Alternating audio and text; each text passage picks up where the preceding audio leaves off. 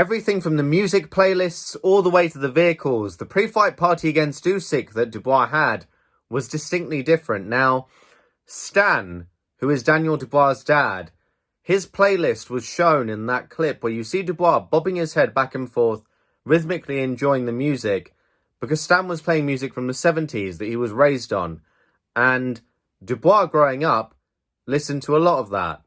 And the first party he had before the Anthony Joshua fight wasn't just a smaller one, what you've heard in mainstream media, but the music playlist for that was very different. It was a lot more engineered towards what Stan grew up with and then made Daniel listen to.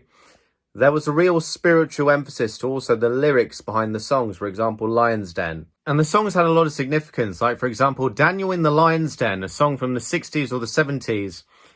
That was something that actually influenced Stan's decision-making in naming Daniel Dubois.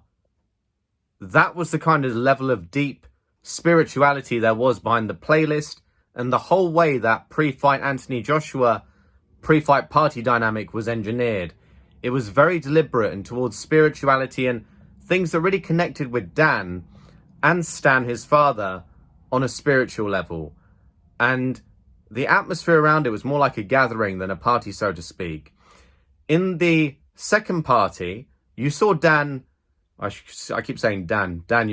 You saw Daniel bobbing his head back and forth when they were playing some of the music from back in the 70s, but that was only very briefly. Then the party transcended into hip-hop music, drill music. A lot of people then started arriving a bit later, and there were, for lack of a better term from my source, a lot of extras there. People who Dubois didn't know personally, they were known to Stan, and the gathering was twice the size. The vibe was very different. There wasn't so much of the, right, let's play these spiritual songs that Daniel Dubois grew up with, or his dad Stan, and let's really lean into that. Let's make this a really spiritual dynamic that can get Dubois pumped up before the fight and really reconnect and sentimentally and emotionally, when you think about it, resonate with a lot of what got him to where he is today. The songs he listened to in the gyms when he was a teenager.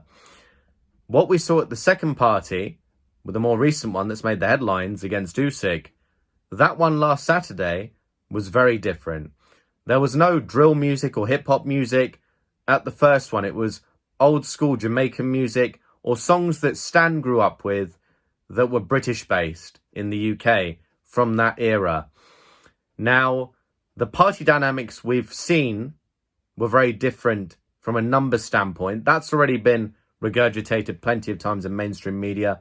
I don't need to regurgitate what you guys already know, that there were double the amount of people for the pre-fight Usyk party. But in terms of the music specifically, Dennis Brown, John Hulk, Ken Booth, those types of old school Jamaican artists that produced music back in the 70s, some of the late 60s, that's what Stan was raised on. That's a lot of what, in turn, Daniel was raised on. And that's why you saw Dubois bobbing his head back and forth, lightly dancing to it, because that was what was being played in that first video that we saw go online. And I'm just going to rock and roll the footage now and you can see it for yourself.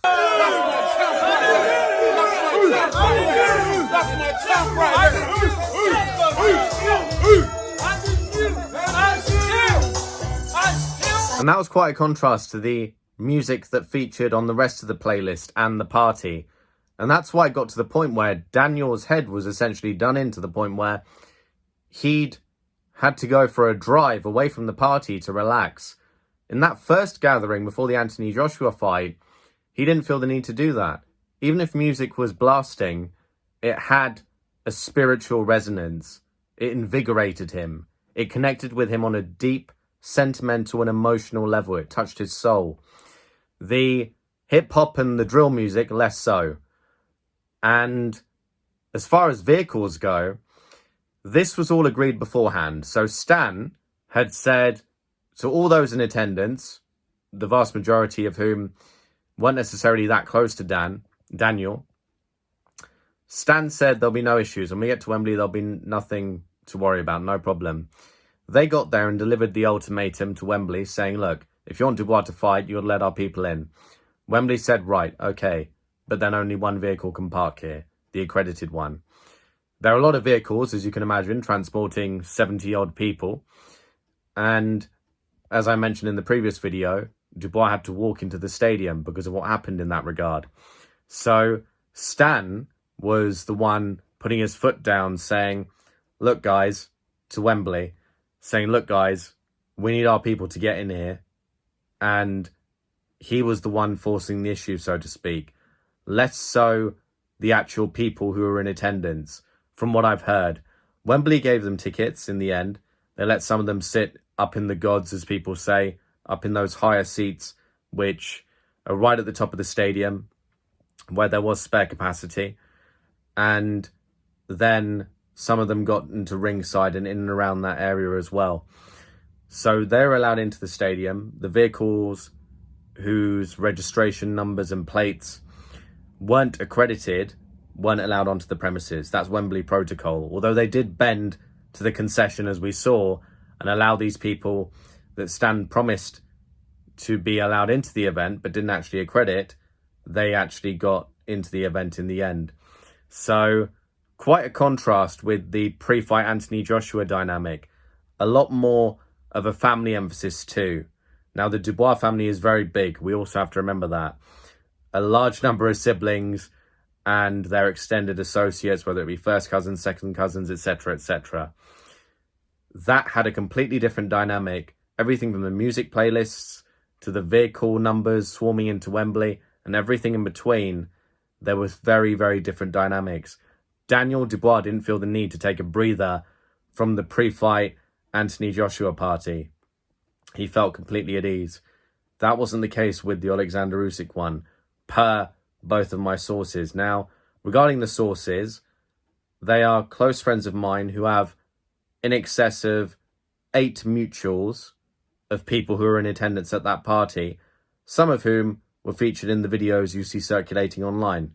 So, on that basis, this is bona fide information, and I've historically had a very good reputation with these sources in terms of acknowledging what they say as bona fide information and making sure that these are fact-checked across multiple sources, not just one. So that, to my knowledge, is an accurate representation of what went down and the key differentiators between the pre-Usyk fight party and the pre-AJ fight party. One was more a gathering, one was more a party. Thank you guys for watching. If you have any questions that you'd like me to answer for you in future videos or the extended breakdowns, just tweet them over to me. That's at ElusiveRaf on Twitter. If you guys want to see my daily fight analysis uploads, I upload those every day to Instagram, and that's at Elusive 2.0 on Instagram.